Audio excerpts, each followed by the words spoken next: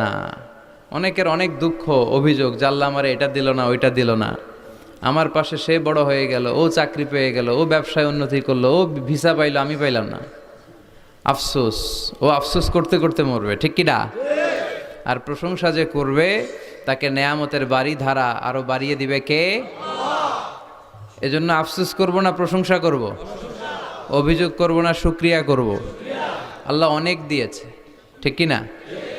আপনারা শেখ সাদি রাহিমাহুল্লাহর নাম শুনে থাকবেন। বালাগাল উলা বিকামালিহি কাশাফাদ দুজা বিজামালিহি, এই কবিতা লিখে উনি বিখ্যাত হয়েছিলেন। উনি পার্সিয়ান পয়েট, ইরানি একজন কবি। তো ওনার একবার আর্থিক সমস্যা যাচ্ছিল, দৈন্যতা যাচ্ছিল, টাকা পয়সা ছিল না, ফলে ওনার পায়ে দেওয়ার মতো জুতা ছিল না। তো খুব আফসোস করতেছে, হায় রে, আমি এত বড় কবি, আমার পায়ে দেওয়ার মতো জুতা নাই। আফসোস করে ঘর থেকে বের হলেন, দেখলেন এক ভিক্ষুক ভিক্ষা করছে, ওর পাই নাই। কি নাই? আর কবি সাহেবের কি নাই? ওনার জুতা নাই, এজন্য দুঃখ। বের হয়ে দেখে সাইল ভিক্ষুক, ওর পা নাই। এবার উনি সেজদায় পরে আল্লাহর ডেকে বলে, আল্লাহ শুকর আলহামদুলিল্লাহ, অনেক ভালো আছি। শুকর আলহামদুলিল্লাহ, বেশ ভালো আছি, অনেক সুখে আছি। এজন্য সুখ হচ্ছে আলহামদুলিল্লাহর ভিতরে। সুখ আছে কিসের ভিতরে? যে কোনো পরিস্থিতিতে আমরা থাকি না কেন, বিপদে আপদে, সকালে বিকালে, শীতকালে গ্রীষ্মকালে, আমরা কি পড়ব? আলহামদুলিল্লাহ পড়ব। এর কারণ চাহিদার কোনো শেষ নাই। যার আছে যত বেশি, সে চায় তত বেশি। দেখবেন যার সাইকেল আছে ও হুন্ডা চায়, চায় না? আরো নিচ থেকে যদি বলি, যার পা নাই ও চায়, আল্লাহ আমার যদি দুইটা পা থাকতো। কথা বলেন? পা নাই এরকম লোক আছে না এলাকায়? সে হেঁটে যাওয়া লোকদের দিকে তাকিয়ে থাকে, আর তার স্বপ্ন থাকে ওইটা, ইস আমার যদি পা থাকতো। হেঁটে হেঁটে হেঁটে যারা বাজারে যায়, স্কুলে যায়, কলেজে যায়, ওদের আফসোস যারা সাইকেল চালায় ওদেরকে দেখে, তাই না? সাইকেল থাকলে খুব ভালো হইতো, সাইকেল চড়ে চড়ে বাজারে যেতে পারতাম। সাইকেলওয়ালারও আফসোস আছে, সে আফসোস করে হুন্ডাওয়ালাদের দেখে, মনে মনে ভাবে যদি ভো ভো থাকতো, হ্যাঁ একেবারে যেতে পারতাম। হুন্ডাওয়ালাদের আফসোস হচ্ছে প্রাইভেট কারওয়ালাদের দেখে, ইস আমার যদি একটা কার থাকতো। যার কার আছে ও আফসোস করে, ইস আমার যদি একটা প্লেন থাকতো। যার প্লেন আছে ও বলে, ইস আমার যদি একটা কপ্টার থাকতো, if I had a copter, আমার যদি একটা হেলিকপ্টার থাকতো, উড়াল মারতাম। কথা বলেন? তাহলে এই চাহিদার, ডিমান্ডের, হিউম্যান ডিমান্ডসের কোনো শেষ আছে? যে এলাকার ছোট্ট মেম্বার, ওই মেম্বার ভাই চায় কি করে চেয়ারম্যান হওয়া যায়। কথা বলেন? যিনি চেয়ারম্যান হয়ে গেলেন উনি এবার ভাবে কি করে MP, member of the parliament হওয়া যায়, তাই না?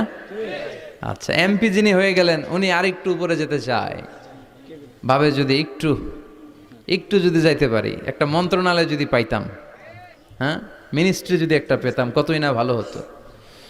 তো মন্ত্রী যিনি হইল উনি, ওনার অনেক শখ, ইস আর একটা জায়গা বাকি, হ্যাঁ কি নাম ওইটার? PM, prime minister. কিন্তু এই দেশে অসম্ভব। কথা বলেন? এই দেশে প্রাইম মিনিস্টার হওয়া যাবে? এক দুজন এদের মধ্যে ধাক্কাধাক্কি, এবং ওনাদেরকে মেনে নিতে হবে। আপনি বাঁচেন আর মরেন, ওনারাই প্রাইম মিনিস্টার। কথা বলেন? তাহলে এই কথাগুলো বলার উদ্দেশ্য হচ্ছে হিউম্যান ডিমান্ডসের কোনো শেষ নাই, আনলিমিটেড হিউম্যান ডিমান্ডস। এজন্য বিশ্বনবী বললেন, লাউ আন্না লিকুল্লি ইবনি আদামা ওয়াদিয়ান মিন যাহাব আহাব্বা আইয়াকুনা লাহু ওয়াদিয়ান ওয়া লা ইয়ামলা আফাহু ইল্লা তুরাব। আল্লাহ বলেন, এই বনি আদমের প্রত্যেককে যদি একটা করে স্বর্ণের পাহাড়ের মালিক বানিয়ে দেয়া হয়। কিসের পাহাড় দেখছেন জীবনে? আচ্ছা, স্বর্ণের পাহাড়ের যদি মালিক বানিয়ে দেয়া হয়, আহাব্বা আইয়াকুনা লাহু ওয়াদিয়ান, একটা করে স্বর্ণের পাহাড়ের মালিক বানিয়ে দিলেও সে চাইবে কিভাবে আরো একটা স্বর্ণের পাহাড়ের মালিক হওয়া যায়।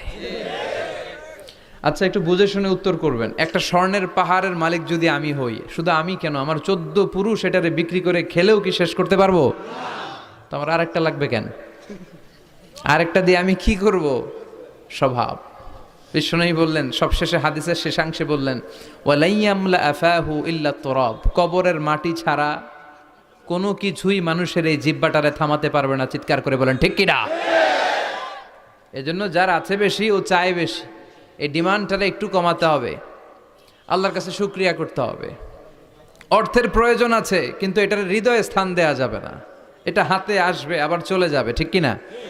হৃদয়ে স্থান থাকবে কার? যাদের হৃদয়ে আছে আল্লাহর ভয়, তারা কভু পথ ভুলে যায় না। আল্লাহর প্রেম ছাড়া এই দুনিয়ায় কারো কাছে কোনো কিছু চায় না, ঠিক কিনা? মুমিনের হৃদয়ে দরদ ভালোবাসা থাকবে একজনের জন্য। চিল্লায় বলেন তো তিনি কে? এজন্য আমরা